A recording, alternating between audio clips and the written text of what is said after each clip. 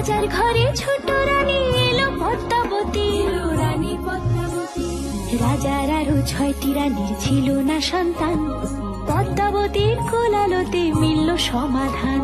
বছর যেতে জন্ম নিল 7 ছেলে 1 মেয়ে, হয় খুশির আকাশ হঠাৎ কালো মেঘে গেল ছেয়ে। হিংসেতে যায় জ্বলে পুড়ে বাকি 6টি রানী, যুক্তি করে ঘটায় ওরা 7 কুমারের হানি। সুযোগ মতো 7 ছেলেকে মাটিতে দেয় পুঁতে, বাঁচে একা পারুল, ওরা পায় না তাকে ছুতে।